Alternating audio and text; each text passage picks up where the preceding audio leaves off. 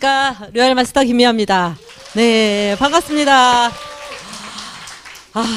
앞에 꽃 타신 분 강의 잘 들으셨죠? 예, 그분에게 계속 애터미가 너무 대단한 일이라고 얘기했던 그 언니입니다. 네, 사람이요 참 희한한 것 같아요. 제가 진짜 얘기를 많이 했고 심지어는 제가 강제로 이런 세미나장에도 앉혔습니다. 근데 너무 웃긴 건요, 한마디도 기억을 못해요. 그러니까 정말 관심이 없는 사람들은 기억을 못하는 것 같아요. 오늘 혹시나 아까 처음 오신 분들 계시다고 했는데 이곳에 막특지 않은데 그냥 누군가의 권유에 의해서 오신 분들 분명히 계실 거예요.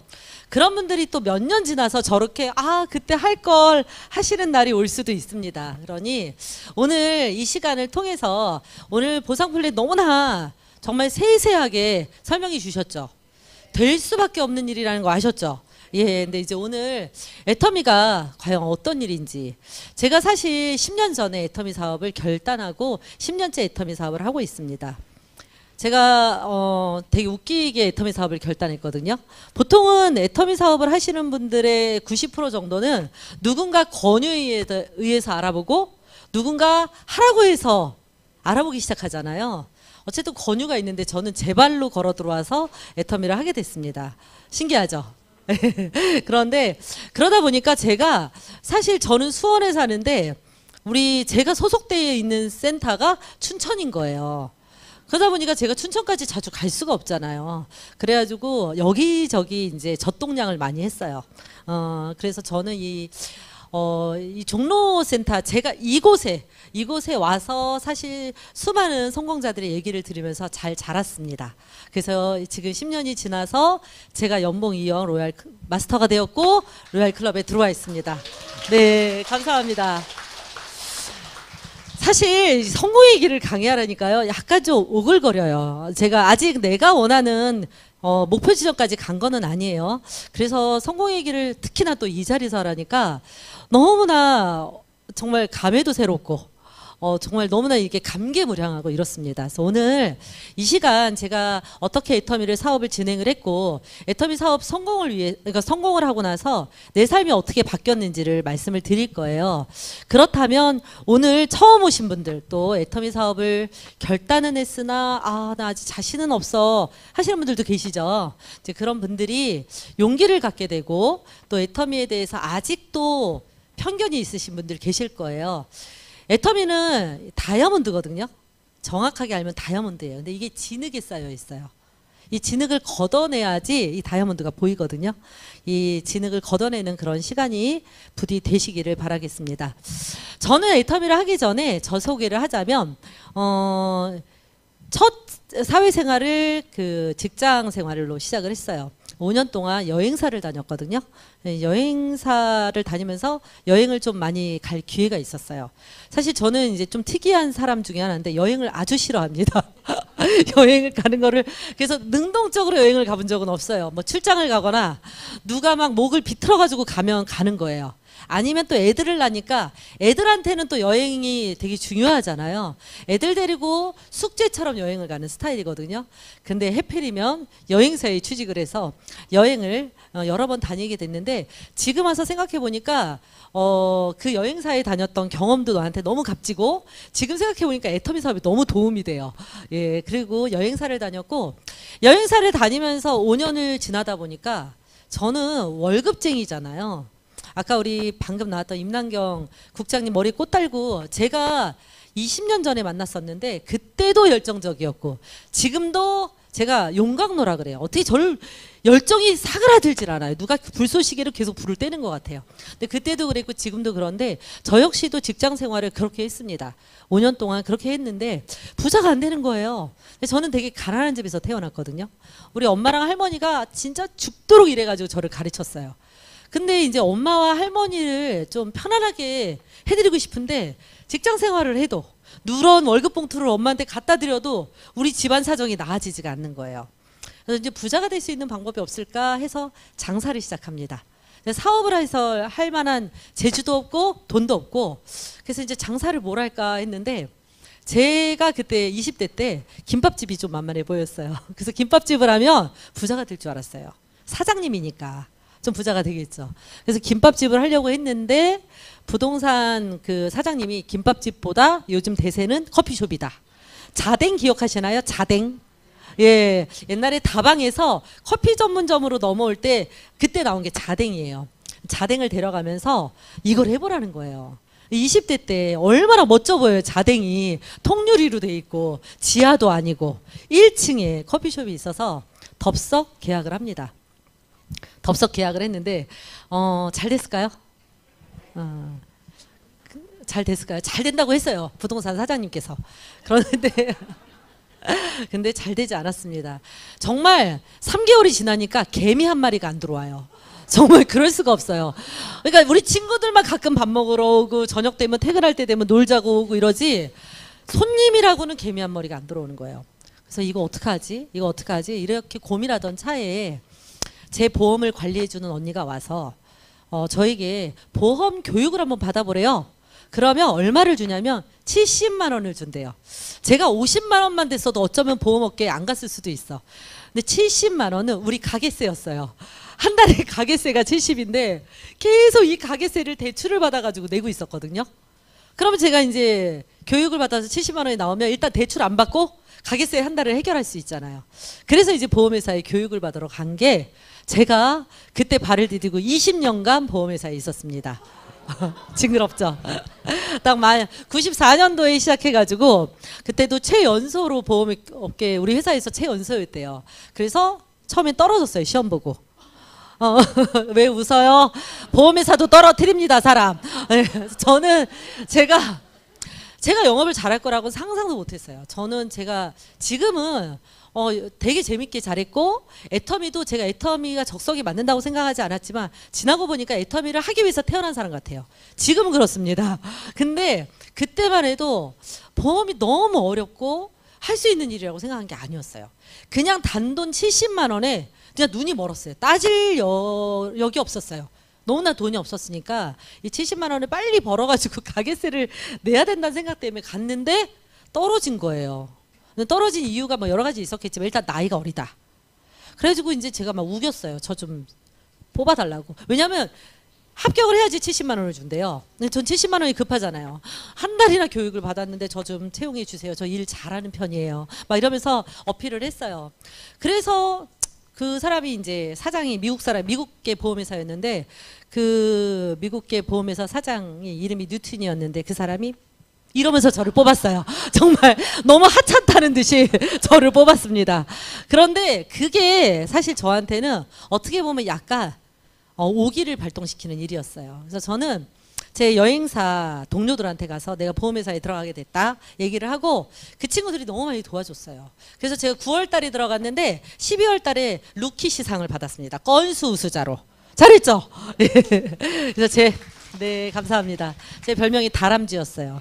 하도 잔잔바리 계약을 받아오니까 도토리 물고 온다고 다람쥐였어요. 다람쥐.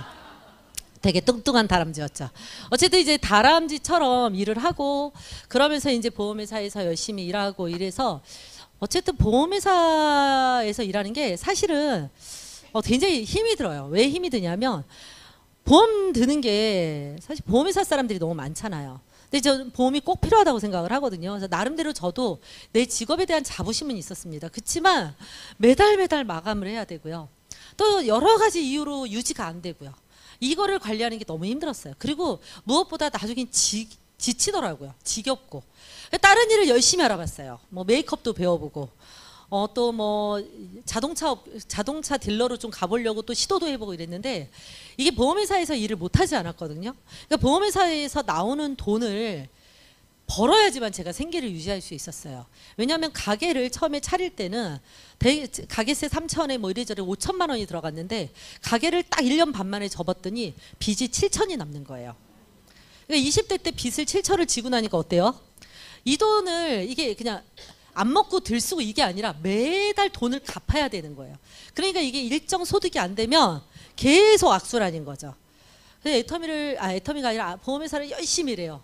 열심히 일하다 보면 좀 지쳐, 좀 놀고 싶어, 좀 쉬어. 그럼 어때요? 또 뽀로록 내려가. 그러면 또 빚이 늘어나. 죽겠네. 또 이래. 이런 과정을 10년 정도 하는데 정말 다른 일이 없을까 찾다가 다른 일은 소득이 연결이 안 되는 거예요. 그만한 소득이 나오는 게 없으니까. 누가 저를 써주겠습니까? 그래서 이제 고민을 하다가 이제 제가 그 보험회사에서 연봉 1억 때문에 MDRT라 그래요. MDRT 연차회의를 제가 가게 됐어요. 2002년도에. 미국 가가지고 듣는데 거기 갔더니 재무설계라는 게 있다는 거예요. 뭐 제너럴 에이전시 그래가지고 GA 조직에서 보험도 파는 사람이 펀드도 팔고 뭐 채권도 팔고 이런데요. 그것도 재밌어 보이더라고요. 저는 이제 새로운 걸 배우고 이러는 걸 되게 좋아하는데, 그래서 우리나라에 딱 MDRT 연차회의를 갔다 오자마자 나 이제 저런 회사가 한국에 생기면 가야지 그랬는데 8월 달에 갔다 왔는데 9월 달에 바로 연락이 왔어요. 그런 회사가 생겼다고. 근데 제가 서울에 살았는데 수원에서 연락이 왔어요. 근데 제가 무식할 때는 엄청 무식합니다. 그래가지고 그냥 그래요? 네, 미국에서 봤잖아. 그러니까 두 말 않고 그냥 집은 아현동인데 수원 인계동으로 출퇴근을 합니다. 근데 나중에 알고 보니까 서울에 본사가 있더라고요. 지점이었어요. 동수원 지점이었고 서울 논현동에 본사가 있었던 거예요. 근데 이제 제가 아는 언니가 얘기를 했고 가서 봤더니 재무설계 촥촥촥 프로세스를 얘기가 너무 멋있는 거예요. 그래서 이제 그거를 하려고 정말 가진 노력을 다 했죠. 가진 노력을 다 했는데 제가 그 해에 2002년도에 연봉이 1억 4천이었거든요. 근데 2003년도에 재무설계 회사로 옮겨가지고 연봉이 얼마였는지 아세요? 맞히시는 분한테 뭐 선물 없을까요? 맞아요. 정말 이거는 상상을 초월하는 연봉이었습니다. 네? 그러니까 저 팁을 드리면 낮아요. 적어요. 기가 막히게 적어요. 5천. 막 경매네요. 3천 좋습니다. 네, 3천 나왔어요. 2천. 네, 우리 조카도 몰라요. 제가 연봉이 700이었어요. 700. 그때 제 나이 35. 빚은 덜렁덜렁 있고 그 해에 결혼했습니다. 그리고 임신했어요. 바로. 정말 죽는 것 같았어요. 저희가 제 인생에서 가장 가난한 해로 기억되는 게 2003년입니다. 정말 너무나 그러니까 미국에서 본 거에 환상에 젖어서 그냥 아무것도 타진해보지 않았던 거예요. 여러분들 어떤 의사결정을 할 때는요. 우리가 눈에 뭐가 씌인다는 생각을 해야 돼요. 애터미도 마찬가지입니다. 저는 애터미를 사람들한테 권유할 때 아까 나왔던 분도 마찬가지고 하물며 제 조카도 마찬가지고 저는 충분히 알아보라고 해요. 왜냐면 뭐에 씌일 수가 있잖아요. 어떤 의사결정을 할 때 착각할 수 있습니다. 그래서 정말 잘 알아봐야 되는데 그때는 제가 보험회사 갈 때도 70 그거 보고 갔던 것처럼 이쪽으로 갈 때도 재무설계 이것만 본 거예요. 근데 그때 당시만 해도 지금은 재무설계가 보험회사에서도 하고 이러지만 그때 툴이 없었어요. 우리가 다 엑셀로 만들었습니다. 엄청나게 고생을 해서 정말 땅을 개간하고 곡괭이질을 해가지고 기반을 잡았어요. 물론 2003년도에 제가 너무너무 경제적으로 뭐 준비되지 않은 상태여서 죽도록 일했어요. 그래서 2005년도에 다시 MDRT가 되고 2007년까지 MDRT를 쭉 했습니다. 근데 저는 그 사이에 애를 둘이나 낳았어요. 그래서 애를 낳기는 했는데 키우진 않았어요. 애가 언제 뭐 걸음마를 뗐는지 잠을 어떻게 자는지 저희 엄마랑 제가 53년째 살고 있거든요. 친정 엄마랑. 엄마가 다 키워줘서 저는 지금도 제 꿈이 우리 아들한테 빨리 장가가서 애를 하나 낳아다오. 나는 애를 키우고 싶다. 그 왜 한이 맺히는 거 있잖아요. 저도 우리 애들 금쪽 같은 내 아이들을 정말 충분히 돌보지 못한 게 굉장히 아쉬워요. 그래서 이제 그렇게 일을 하면서 열심히 살았어요. 열심히 살아서 제가 2013년이 됐습니다. 그 10년 동안 이제 재무설계 일을 하면서 되게 재밌었어요. 아까 열정적으로 강의해 주신 분이 저한테 30만 원 내고 재무설계 받았던 제 고객이었어요. 골프장에서 일할 때, 골프장 매니저일 때 제 아는 언니한테 소개를 받았는데 돈 관리에 대해서 좀 제대로 하고 싶다. 제대로 하게 생겼죠? 뭐든지. 그래서 컨설팅 피가 30만 원인데 상담료가 30만 원인데 하시겠냐? 그때 하겠대요. 그래서 30만 원을 저한테 내고 컨설팅을 받으신 분이에요. 되게 똘똘하죠. 예, 그랬던 인연이 컨설팅하는 손님 내 고객에서 아는 친한 동생, 언니 동생이 되고 그리고 제가 애터미를 해서 이제 애터미까지 이렇게 인연이 이어져 오고 있습니다. 뭐 이제 끼리끼리 유유상종이라고 둘 다 일에 미쳐 살았어요. 근데 그랬기 때문에 사실은 애터미를 단박에 알아본 게 아닌가 저는 그런 생각이 듭니다. 3년 6개월 만에 알아봤다고 하지만 사실 그게 늦은 건가요? 늦지 않아요. 저도 처음에 1년 차, 2년 차에는 부지런히 가서 얘기를 했습니다. 너무너무 똘똘한 사람이니까 같이 일하고 싶었겠죠, 저도. 정말 여러 번 가서 얘기를 했지만 본인 일에 미쳐가지고 듣지를 못하는 거예요. 정말 본인 일에 미쳐가지고. 그랬기 때문에 저는 그 사이에 본인 일에 미쳐있는 사람만 붙잡고 있을 수는 없잖아요. 얘기하고 딴 사람한테 가고 얘기하고 딴 사람한테 가고 그랬더니 그 사이에 저는 조직이 생긴 거예요. 열심히 조직이 생겨서 매주 가다가 2주에 한 번 가다가 한 달에 한 번 가다가 6개월에 한 번 가다가 이렇게 된 거죠. 그리고 나서 3년 6개월이 지났을 때 저는 이제 조직이 이렇게 배가로 성장해 오면서 여기까지 오게 됐습니다. 사실 애터미 사업이 너무 신기한 일인 것 같아요. 저는 직장 생활도 해봤죠. 아까 장사도 해봤다 그랬잖아요. 예, 이제 그리고 영업도 해봤어요. 이 세 가지를 다 하고 마찬가지로 다 열심히 했었어요. 그런데 제가 경제적인 문제를 해결하지 못했단 말이에요. 제가 2012년도에 또 한 번 어떤 충격적인 일을 하나 경험을 하는데요. 제가 이제 재무설계 일을 하면서 재무설계가 이제 보험회사에서 보험 컨설팅 할 때 하는 재무설계도 있는데 저는 주식하고 채권도 되게 많이 팔았거든요.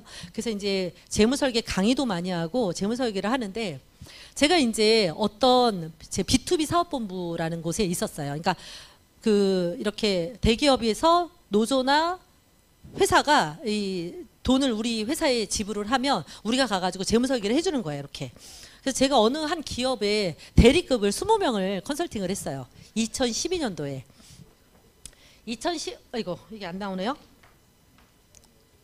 예, 2012년도에 대리급 한 20명 정도를 컨설팅을 했는데 똑같아요. 그 회사의 대리급은 연봉이 다 똑같겠죠. 같은 직급이었으니까. 그리고 대부분 한두 명만 빼놓고는 다 맞벌이였어요.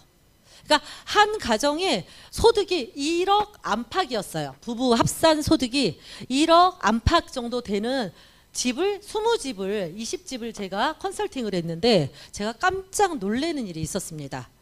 그때 A그룹, B그룹, C그룹이 있는데요. 연봉이 다른 거예요. 다른 거예요. 그래서 연봉이 다른 게 아니라 총 자산이 다른 거예요. 그러니까 순자산, 대출금 떼고 그 총 자산에서 대출금 떼고 남은 자산 있죠. 이 순자산이 규모가 다른 거예요. 평균적으로 이 B그룹에 있는 사람들이 보통 1억에서 2억이었어요. 대기업에 다니는 대리급이니까 1억에서 2억 정도 되더라고요. 그런데 어떤 한 애가 한 대리가 마이너스 4천만 원인 거예요. 마이너스 4천.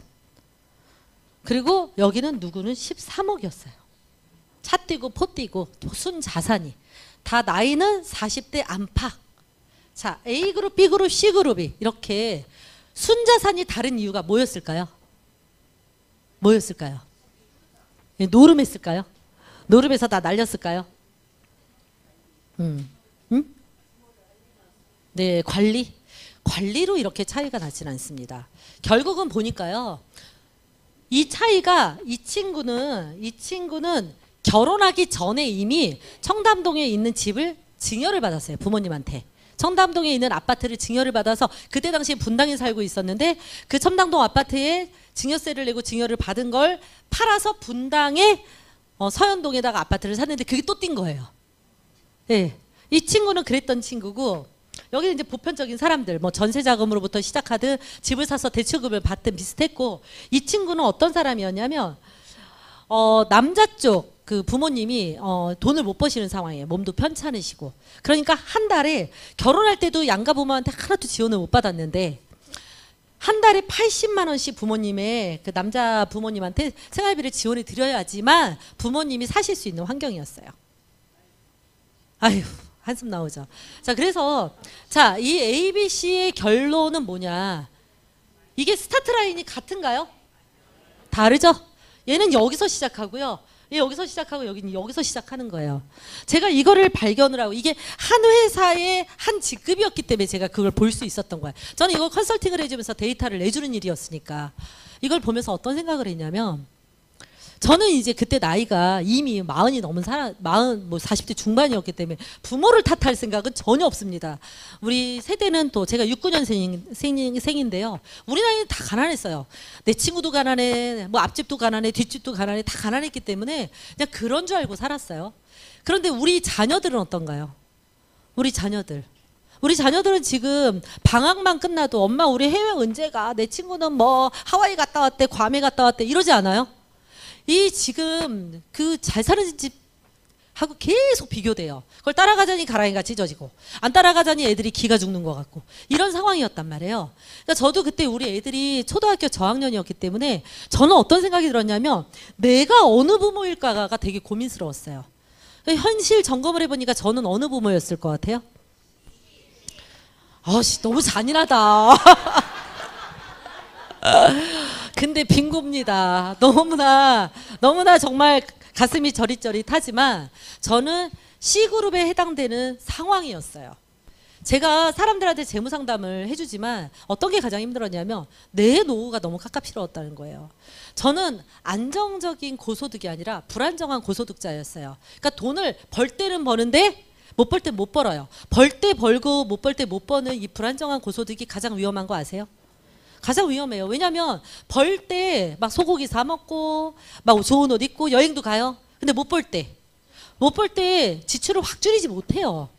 살던 가다 쓰던 가다대로 간단 말이에요. 그러다 보니까 계속 마이너스가 생겨요. 그리고 또 하나 보험회사 다니는 사람들이 돈을 못 버는 이유가 뭔지 아십니까? 돈을 잘 못 모아요. 벌긴 모른데. 왜 그러냐? 벌면 되지 하는 게 있어요. 아 내가 요즘에 이번 달에 돈을 못 벌었어. 그러면 아 또 벌면 되지. 열심히 일해서 또 벌면 되지. 근데 이게 늘 한결같이 벌어지지 않거든요. 그러니까 우리가 이 불안정한 고소득자가 경제적으로 가장 위험한 사람이에요. 그건 우리나라만이 그런 게 아니라 맞벌이의 함정이라는 책이 제가 거의 20년 전에 읽은 것 같은데요. 그 책은 미국 중산층이 어떻게 붕괴됐는지 데이터가 나와 있는 책이거든요. 이건 전 세계 자본주의 국가의 똑같은 현상입니다. 불안정한 고소득이 가장 위험하고요. 맞벌이가 외벌이보다 더 위험해요. 삶의 질은 높지만 어떤 위기가 왔을 때 위험합니다. 그래서 우리는 어때요? 안정적인 저소득 좋아하시잖아요. 안정적인 저소득. 누구예요? 공무원. 공무원 7급, 9급 뭐 고소득이에요? 그거를 못 삽니다. 안정적인 저소득. 그러나 가늘고 길게 갈 수 있는 그런 공무원 지금 뭐 고시라고 할 정도로 그렇게 지금 모든 사람들이 바라고 저만 해도 공무원한테 시집가면 다들 그랬어요. 어떻게 사냐? 뭐 이랬죠. 공무원한테 시집간다 그러면. 근데 지금 어때요? 아싸 공무원 이러잖아요. 이게 시대가 달라졌어요. 왜요? 대부분의 사람들은 불안정한 고소득도 아니고 안정적인 저소득도 아니에요. 뭐예요? 불안정한 저소득을 지금 우리는 얻고 있단 말이에요. 근데 우리가 지금 살고 있는 이 시대에 대안이 있나요? 어때요? 지금 올해 굉장히 체감하시죠? 물가는 너무 올랐고 뭐 소득이 따라서 오르면 상관이 없는데 소득은 안 오르고 물가는 오르고 점점 우리 사람 몸으로 했던 제 나이 때 노후를 대비하는 가장 보편적인 방법이 요양사예요. 그죠?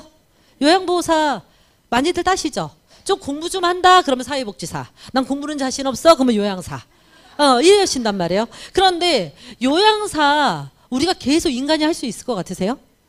못할걸요. 제가 우리 엄마가 이 골다공증이 있으셔가지고 자주 뼈가 부러져요. 자주 뼈가 부러져서 입원하면 2주를 병원에 계시는데 제가 우리 엄마가 까다롭기도 하지만 저희 엄마를 병간호를 하면서 많은 걸 봐요.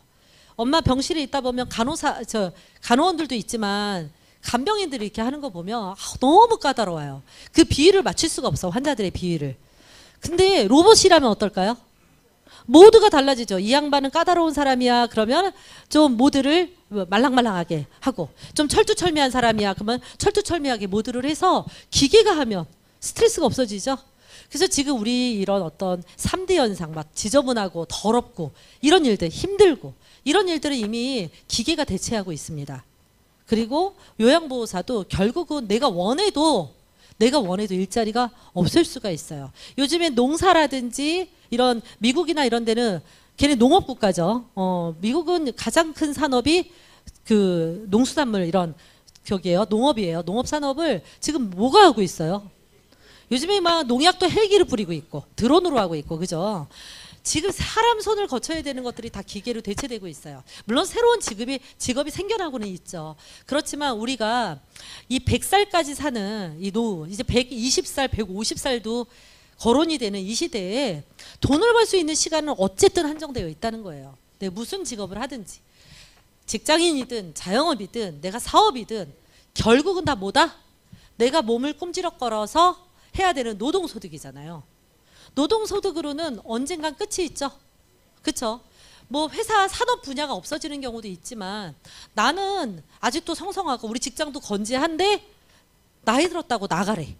그쵸? 그게 은퇴 아니에요. 젊은 사람들이 막 차고 올라와요. 그러니까 중장년층들이 다시 재취업을 하는 경우에는 어때요? 기존에 본인이 벌던 소득의 70% 많게는 50% 미만의 소득을 얻기 위해서 재취업을 한단 말이에요. 이게 우리의 현실입니다. 왜냐하면 옛날에 우리 부모님만 같았어도 일찍 돌아가셨거든요. 그러니까 열심히 허리띠 졸라매서 열심히 돈을 벌고 그리고 또 어때요? 자녀 한 1, 20년 그 벌어놓은 돈으로 살고 또 자녀들이 보통 평균 4명이었죠? 4명이니까 어때요? 조금씩 거들면 부모님은 어찌 해요. 그래서 지금 우리가 저도 제가 69년생인데 우리 시어머니도 90이 넘으셨고 저희 엄마도 85세십니다. 우리 시어머니는 지금 사실 8남매세 우리 남편이. 10만 원씩만 걷어도 80만 원이에요. 그죠? 거기다 우리 아버님께서 또 나라를 구하려고 총을 맞으셔서 국가 유공자세요. 그러다 보니까 저희 어머니는 그냥 너무 우리한테 용돈 주시고 우리 자녀들한테 큰 돈은 못 줘도 애들 2당 2만 원, 5만 원씩은 줄 수 있을 정도의 호사를 누리고 사세요. 저희 친정엄마도 저랑 살고 있기 때문에 제가 우리 엄마가 뭐 식사하시거나 이러는 건 아쉽지 않게 할 수 있습니다만 제가 우리 엄마 나이가 되면 어떨까요? 제가 우리 시어머니 나이가 되면 어떨까요? 우리 금쪽 같은 아들 딸이 금쪽같이 키웠더니 저를 끝까지 책임을 질까요? 절대로 맞습니다. 절대로 불가능해요. 절대로 불가능하죠. 그거는 애들이 못돼서도 아니에요. 상황이 그래요. 우리가 경제활동 인구를 현행법상 15세에서 몇 세? 64세로 규정하고 있죠. 요때 경제활동 인구라고 해요. 그런데 우리가 지금 65세를 노인 인구라고 해요. 노인 인구에 부양해야 되는 부양률이 있습니다. 이게 우리가 지금 인구가 제가 태어날 때만 해도 인구가 이랬었거든요. 인구 구조가. 그러니까 어때요? 피라미드 구조니까 노인들은 적고 태어나는 사람 많아. 그러니까 일꾼들이 많았어요. 근데 이게 점점 어떻게 돼요? 지금은 이렇게 됐잖아요. 그러니까 노인은 많고 태어나는 애들은 적어. 노인들이 점점 많아지는데 이 노인들이 또 쉽게 가지도 않네. 그러니까 이 사람들이 벌어서 이분들을 부양하는 걸 노인 부양률이라고 하는데 나중에는 한 명이 한 명을 부양해야 되는 상황이 되는 거예요. 내 노후도 깝깝스러운데 내가 내 전 세대도 먹여 살리는 게 가능하겠어요? 불가능해요. 그래서 저는 사실 이제 애터미는 어떻게 보면요. 꼭 알아보셔야 돼요. 꼭 우리가 사명감을 가지고 알리셔야 됩니다. 하고 안 하고는 그들의 마음이죠. 각자 본인들의 마음이지만 이런 방법이 있다고는 알려줘야 돼요. 안 알려주면 큰일 나는 거예요. 왜냐하면 자 보세요. 본인이 지금 내가 한 달에 지금 200 버는데 한 달에 200씩은 저축하고 있다 하시는 분. 내가 지금 쓰는 만큼 저축하고 있다 하시는 분. 우리 노후는요 그렇게 준비되는 거예요. 그죠? 노후를 그렇지 않으면 답이 없어요. 자 보세요. 우리가 돈을 벌고 태어나서 죽는 날까지 돈을 써. 근데 돈을 버는 기간은 딱 요 기간이죠. 뭐 길면 40년, 짧으면 30년. 이걸 버는데 우리가 최소한 3, 40년을 또 안 벌고 살아야 된단 말이에요. 그럼 쉽게 얘기하면 벌 때 요만큼을 벌어야 된다는 거잖아요. 벌어놔야죠. 그래서 재테크도 하고 이러는데 요즘에 뭐 주식 한번 휩쓸고 가고 코인 한번 휩쓸고 가고 뭔가 모든 어떤 것들이 휩쓸고 가는데 거기에서 돈을 버는 사람이 많아요. 잃는 사람이 많아요. 이거는 정보와 자본의 논리에 의해서 정보와 자본이 있는 사람들이 이기게 돼 있어요. 그죠? 아까 우리 개미 군단 얘기했었는데 사실 주식 시장에서도 개미들은 돈을 못 벌어요. 왜냐하면 자본력도 부족하고 정보력도 부족하니까. 기관 투자자를 이길 수 있겠어요? 외국인 투자자를 이길 수 있겠어요? 절대 이길 수가 없단 말이에요. 그렇기 때문에 저희 같은 서민들이 대안을 세우기가 마땅치가 않아요. 그러니까 안정적인 저소득으로 몰리는 거예요. 아유, 많이는 못 벌어도 그래도 꾸준히 나올 수 있는, 내가 은퇴도 좀 만기가 정년이 보장되어 있고, 또 은퇴하더라도 돈이 많든 적든 꾸준히 나올 수 있는 그런 일들. 우리나라의 국민연금관리공단, 그죠? 우리나라에서 가장 큰 기관 투자자입니다. 그죠? 여기 국민연금관리공단의 돈이 어디를 쏠리냐에 따라서 경제가 달라질 정도로. 국민연금이라는 제도가 88년도에 제정이 되고 89년도부터 시행을 했어요. 그래서 지금 국민연금을 현재 받고 계신 분들은 수혜자죠. 저희 엄마도 이미 납입한 거에 5배 이상 받으셨어요. 그렇죠? 근데 저 같은 경우에는 어때요? 아직 못 받죠. 이게 점점 5년에 한 번씩 재제정이 되거든요. 5년마다. 왜냐하면 얘네는 사실 88년도에는 평균 수명이 지금하고는 달랐단 말이에요. 그렇기 때문에 얘네가 5년마다 다시 정산을 해서 몇 세부터 줄 건지 얼마를 줄 건지 프로테이지를 정해요. 그런데 점점 좋아지겠어요? 나빠지겠어요? 나빠지죠. 그러니까 우리가 지금 노후가 지금 어르신들이 받는 거를 똑같이 생각하고 우리가 준비해서는 낭패를 겪을 수 있다라는 거예요. 자, 이런 거는 저만 얘기하는 게 아니라 텔레비전 틀고 무슨 조금만 관심 있는 경제 채널만 보고 이래도 다 얘기되는 거예요. 자, 이런 얘기를 들을 때마다 어떠세요? 깝깝한데 준비는 안 하셔. 깝깝하네. 근데 준비는 안 돼. 다 결론은 뭐예요? 어떻게 되겠지. 삿입에 거미줄 치랴. 어떻게 다 살아. 이렇게 되는 거죠. 그게 왜 그러냐? 학습 효과예요. 부모님들이 돌아가시지 않고 살고 있거든요. 부모님들이 그냥 살고 계세요. 어떻게 해서든지 살고 있단 말이에요. 그러니까 우리가 좀 줄이고, 그리고 귀농 막 요즘에 또 유행이죠? 귀농. 저도 이제 제 주변에는 희한하게 귀농하신 선배들이 되게 많아요. 뭐 단양, 그다음에 괴산, 요번에 또 이제 내년 8월에 또 괴산에 한 분이 가십니다. 근데 이제 귀농 같은 경우가, 귀농은 정말로 저는 되게 삶의 질은 높일 수 있다고 생각해요. 정말 저도 귀농을 꿈꾸는 사람 중에 하나인데, 뭐가 있냐? 현금으로만 된다면 귀농은 너무 좋죠. 근데 현금 흐름이 안 돼 있을 때 귀농이 되면 어떻게 되는 거예요? 이제 정말 치열한 삶의 현장으로 들어가시는 겁니다. 치열한 삶의 현장. 도시 생활보다 더 어려워요. 도시 생활, 우리 시어머니는 청송에서 태어나서 청송에서 살고 계세요. 지금까지. 지금 95세이신데 청송에서 살고 계세요. 계속. 그러니까 거기에 모든 사회 안전망이 다 돼 있죠. 식사도 혼자 안 하세요? 마을에 가서 같이 드시고, 우리 어머니 뭐 편찮으셔도 옆에서도 다 케어해주고 이래요. 근데 귀농한 사람들은 다르죠? 사회 안전망을 몇 년 동안 노력을 해서 만들어야 돼요. 도시 생활하고 다를 바가 없습니다. 더 외롭고 더 힘들 수가 있어요. 경제적으로 준비가 되지 않으면.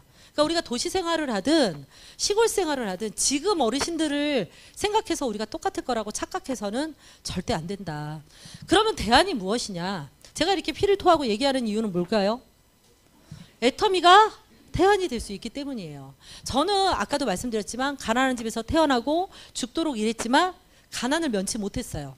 제 인생의 꿈은 사라진 지 오래고 오직 빚에서 해방되는 거, 빚 탈출, 이것이 제 인생의 어떤 풀어야 될 숙제였고, 애들이 크기 전에 빨리 빚을 갚아야 된다라고 생각을 했어요.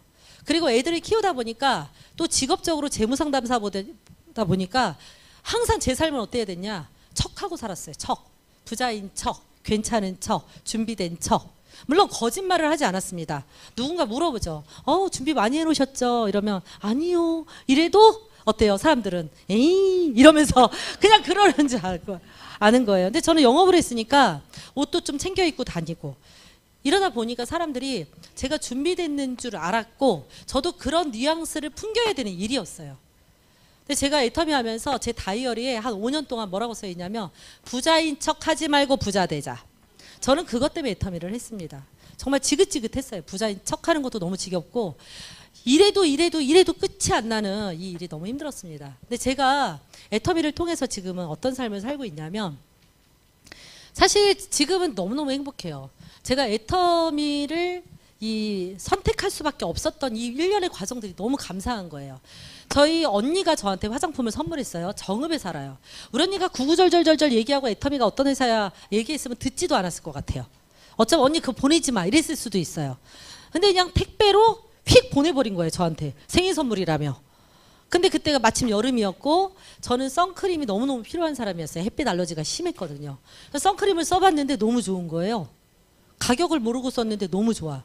나중에 언니한테 물어봤어요. 언니 이거 얼마야? 아까 나왔죠? 얼마래요? 8,000원. 저는 기절 초풍하는 줄 알았어요. 제가 여행사를 다녔다 그랬죠? 제가 다니던 시절에는 여행사 직원들은 면세점에 또 그 여행사 직원 할인이 있었어요. 그래서 저는 되게 다양한 제품들을 많이 써봤거든요.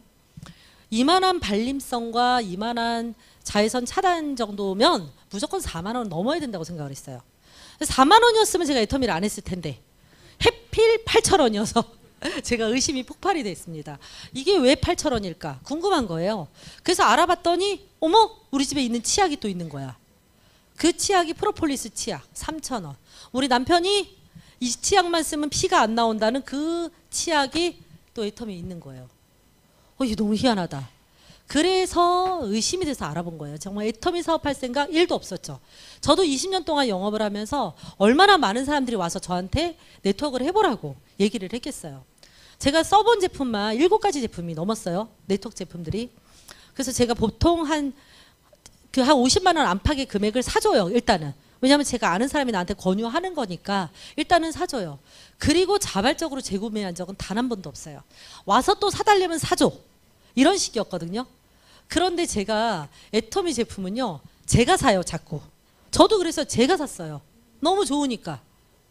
너무 좋아서 써보고 그리고 저한테 해모임을 전달해준 언니는 우리 언니가 아니었어요. 해모임을 먹어보라고 권유해줬던 언니도 애터미를 잘 모르는 사람이었어요. 그분한테 내가 나 이게 애터미가 좀 알아보고 싶은데 아는 사람이 없어. 그때만 해도 아는 사람이 없었거든요. 언니 저 언니한테 해모임 전해준 사람 누구야? 그랬더니 전화번호 알려줄게. 왜? 그래서 화장품이 너무 좋아. 그랬더니 이 언니 말도 웃겼어요. 거기 화장품이 있어? 언니는 어떻게 해? 전화하면 와. 뭐 정관장 같은 회사인 줄 알았대요. 잘 몰랐대요. 우리 언니도 잘 몰라요. 그러니까 저한테 애터미를 전해준 두 사람은 소비자였고 애터미를 잘 모르는 사람이었어요. 근데 저는 궁금한 거예요. 왜냐하면 좋으면 비싸고 싼 건 비지떡이어야 되는데 왜 싸냐 이거죠. 근데 제가 이 호기심이 많은 게 너무 그때는 감사한 거죠.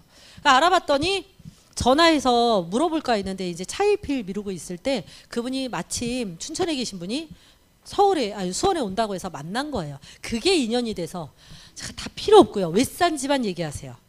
왜 싼지만. 난 다른 거 필요 없어요. 했더니 왜 싼지 딱 설명을 해요. 왜 싸요 애터미가? 원래 다단계는 싸야 돼요. 싸야 돼 원래는. 정상이죠 그게. 직거래잖아요. 원래 유통이라는 게 이렇게 유통의 단계를 물건을 제조회사에서 소비자한테 올 때까지 물건을 들었다 놨다 할 때마다 마진을 받죠. 그렇죠? 뭐 여기 중간에 유통업자들이 마진을 남겨서 넘겨야 되는 거잖아요. 그러니까 애터미는 여기 하나밖에 없잖아요. 그죠? 여기 제조 합력사 있고 여기 소비자 있고 여기 애터미 하나면 들었다 놨다 할 일이 없잖아요. 그러니까 일정 마진만 챙기고 싸야 정상인 거예요. 원래 네트워크. 그 얘기를 이 원칙대로 하고 있는 회사래요. 납득이 되죠.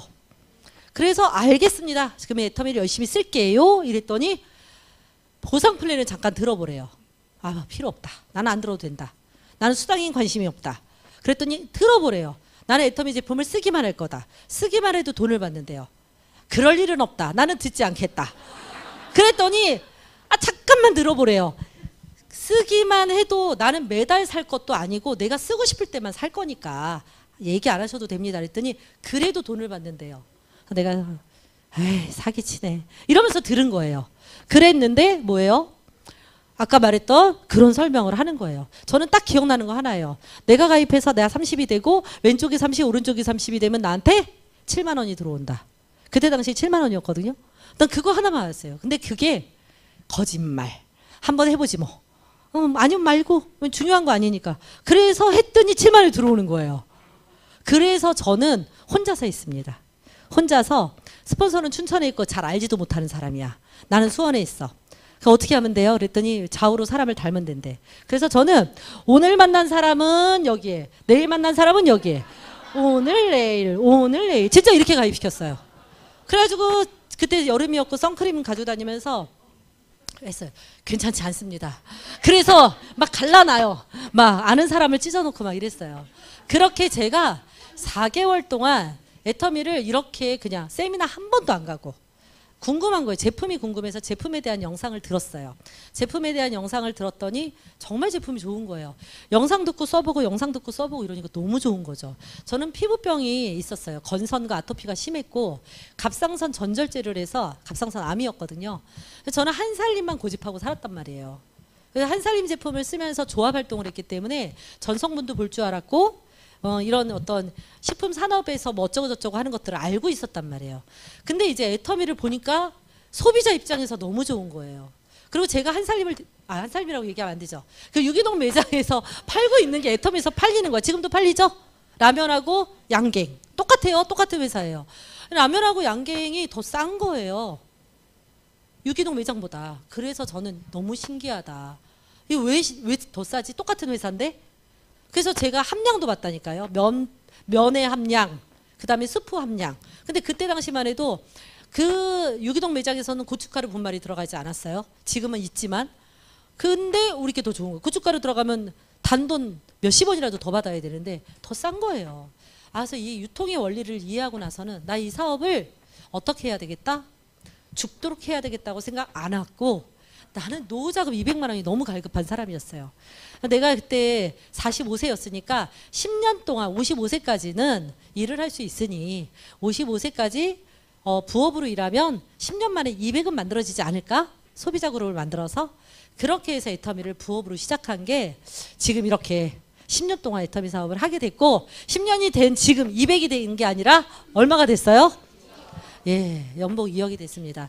제가 애터미에서 10년 동안 번 돈을 총 보니까 지금 10억을 벌었어요. 10년 동안. 물론 첫 해에는 1200만 원 벌었습니다. 연봉으로. 근데 그게 이렇게 배가가 되면서 제가 지금 현재 10억을 벌었는데 저는 이제 시스템 소득 임계점을 넘어간 거잖아요. 그죠? 아까 들으셨죠? 상속도 된다고. 이게 100년 기업이 되는지를 알아보셔야 돼요. 저는 오늘 여기 처음 오신 분 계실 겁니다. 오늘 이 시간 애터미를 들어봤다고 또 그러신 분들이 있어요. 그래? 그런 일이야? 난 당장 하겠어. 하고 뛰쳐나가서 저처럼 일하시면 안 돼요. 저처럼 일하시면 안 되고 적어도 한 달에서 3달 동안은 꾸준히 애터미를 알아보세요. 평범하지 않은 일입니다. 상식적이지 않은 일이에요. 자, 서민이 부자 되는 게 상식적이에요? 불가능한 일이잖아요. 사실 기적 아닙니까? 그런데 게다가 뭐예요? 아무런 조건 없이 아무런 능력을 투자하지 않고 돈을 투자하지 않아도 부자가 된대요. 상식적이지 않죠. 그렇죠? 이런 일인데 그냥 내가 설핏 들었다고 애터미에서 나는 될 거야 라고 우기지 마시고 충분히 알아보세요. 자, 객관적인 조건 99%는 회사가 다 마련해 놨어요. 될 수밖에 없는 이유를 내가 남한테 설명할 정도는 되셔야 돼요. 애터미가 왜 성공하는지, 왜 나처럼 평범한 사람이, 어쩌면 평범보다 못한 사람들이 애터미의 성공자가 그토록 많은지, 왜 아무런 조건 없이 나의 열정과 시간을 투자하면 애터미가 될 수밖에 없는지, 그거를 알게 되면 이게 나의 능력으로 되는 게 아니라는 걸 아실 거예요. 이건 절대로 제 능력이 있다고 되는 일이 아닙니다. 어떻게 해야 되는 일이에요? 이건 회사가 객관적인 조건 99%를 마련해 놨기 때문에 나의 노력 1%만 추가하시면 되는 일이거든요. 나의 노력이라는 게 뭐예요? 예, 나의 시간, 나의 열정. 그리고 애터미는요, 끝까지 견인할 수 있는 거, 성공, 임페리얼 자리까지 견인할 수 있는 건 결국 나의 원트예요. 나의 꿈이에요. 나는 그렇게 되고 싶다. 왜냐하면 애터미가 만만해 보이죠? 절대 만만하지가 않습니다. 가다 보면 봄, 여름, 가을, 겨울을 다 겪게 돼 있고요. 태풍도 오고 비바람이 몰아칠 때가 있어요. 그럼 꿈이 약하신 분들은 어떻게 해요? 바로 보따리 싸서 들어가십니다. 그렇게 비유를 제가 우리 스폰서님이 그런 얘기를 하셨는데 내가 산에 가려고 나왔어. 산에 가려고 이제 나왔는데 이제 포기도 저기 이제 이렇게 등산복도 입고 등산화도 신고 나왔는데 문지방에서 꺼당 넘어져서 무릎이 깨졌어요. 저희 집 앞에 있는 산이 칠보산입니다. 이제 칠보산인데 여기 피가 나. 데일밴드 붙이러 집으로 다시 들어가겠죠. 그리고 다시 갈까요? 안 갈까요? 보통 칠보산은 안 갑니다. 비가 나면. 근데 제가 제주도 한라산을 예약을 해놨어. 그럼 가야 돼요, 말아야 돼요? 가야 돼요. 심지어는 저 히말라야를 가기로 했어. 가겠죠. 살짝 찢어져도 가죠. 그죠? 여러분들 애터미 사업이요. 누군가에게는 칠보산이고 누군가는 지리산이고 한라산이고 누군가에게는 히말라야 산이에요. 여러분들 애터미가 그냥 칠보산인 정도는 다들 그냥 바람만 한번 싹 불어도 집에 가십니다. 네, 그래서 여러분들이 애터미를 설핏 알아보지 마시고 제대로 알아보세요. 저는 그래서 애터미를 그냥 알아보는 게 집에서 막 서치하고 이러지 마시고요. 이런 세미나장, 스폰서가 안내하는 이곳에 안내해 주신 분한테 한 달에서 3달 동안 내가 어떻게 알아봤으면 좋겠냐라고 해서 꼼꼼히 물어보셔서 충분히 알아보셔요. 그리고 그래 객관적으로 그러면 그런 결과를 얻으실 거예요. 애터미는 될 수밖에 없네. 될 수밖에 없네. 그런데 뭐예요? 내가 하고 싶은 일인지 내가 할 수 있는 일인지도 알아봐야 되잖아요. 그것까지 타진해 보시고 내가 할 수 있겠다 하시면 아까 ABC로 했나 1, 2, 3번으로 했죠. 나만 쓰는 소비자 할지 소문내는 소비자 할지 아니면 팔자를 고칠 건지 선택하시면 됩니다. 팔자를 고치겠다고 생각을 하시면요. 일단 꽃을 준비하셔야 돼요. 꽃을 다세요. 다셔야 됩니다. 왜냐하면 상식적이지 않기 때문에 그냥 월급쟁이들 마인드로 해서는 잘 안 돼요. 사실 우리는 월급쟁이일 때는 어때요? 그냥 일하다가 너무 힘들면 오늘 슬쩍 쉬기도 하고 사우나도 갔다 와도 25일 날 월급 나오잖아요. 그죠? 솔직히 그렇죠. 저도 보험영업 열심히 하다가 아이고 죽겠네 할 때는 좀 쉬었어요. 그래도 나와요. 되게 적극적으로 호응을 하시네요. 곧 같은 경험을 많이 하신 것 같아요. 근데 저는 그렇습니다. 애터미는요. 임계점까지만 하시면 돼요. 더도 덜도 말고 3년만. 제가 정말 3년. 우리 조카가 9년 만에 나왔거든요. 애터미 사업하러. 잘 지켜보다가 처음에 관심도 없었죠. 근데 이모가 되는가 보다 해서 나온 거예요. 근데 제가 우리 조카한테도 그렇습니다. 3년만 여행 없다. 데이트 중이 지금 연애 중인데 데이트도 요란하게 하지 마. 미니멀로 해. 그리고 뭐 그렇다고 헤어지라고 할 수는 없으니까. 그래서 이제 데이트도 미니멀로 하고 일에 온갖. 그리고 세미나 절대 빠지면 안 돼. 그리고 계속 목표를 세우고 달려라. 이 얘기를 한단 말이에요. 여러분들 그게 성공하는 가장 빠른 방법이에요. 결단이 됐다 그러시면 앞도 뒤도 돌아보지 마세요.